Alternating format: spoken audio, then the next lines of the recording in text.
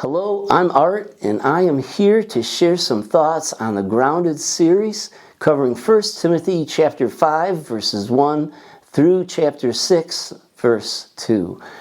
Paul writes to his co-worker Timothy regarding widows, elders, and slaves. In verses 1 to 2, we are reminded overall to treat believers with respect and dignity. Then Paul writes to Timothy about the care of widows, and Paul spends quite a bit of time talking about this. He says, for widows with children or grandchildren, it's these kids, the children, that are instructed to take care of their parents and grandparents, and this shows honor and it pleases God. Paul exhorts Timothy that any believer that does not provide for their relatives, especially in their own household, have denied the faith and are worse than unbelievers. Wow, that's strong. For widows who are alone, they are urged to pray continuously for God's help and avoid living for pleasure. We are told to make a distinction between widows who are really in need and those who aren't. For a widow to be put on a list for financial support, they must be over 60 and have history of being faithful and with good behavior. My take on all this is that this age at 60 was probably the time when a widow was truly dependent on others to meet their needs. Younger widows are not to be put on this list because there is an opportunity for them to take care of their own needs. Remarriage was given as an example, and in today's context, younger widows are likely able to work and take care of themselves. Younger widows are cautioned to remain faithful in their walk with Christ, to manage their homes, and resist sin.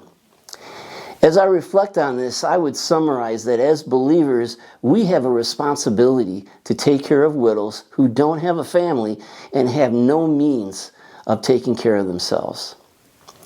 Then we shift over to elders. Elders are to be praised, worthy of double honor, because especially those who preach and teach. The church body is cautioned not to consider accusations on an elder based on one person, but by 2 or 3 witnesses. Elders found to be guilty are to be reproved in front of others as a warning to the other elders. Elders are charged to show no partiality or favoritism, but to keep themselves pure. Then we shift over to the topic of slaves, and we can take insights into this as employees in today's culture. We should show respect to our supervisors, as this gives glory to God. We should treat our supervisors who are believers with even more honor and not take advantage of them. The direction regarding masters is an area where we can take insights as employers.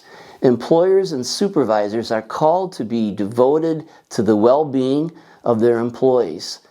My take on all this is well-being means treat them with good pay, treat them with roles and responsibilities that are achievable, and that's well-being from my point of view.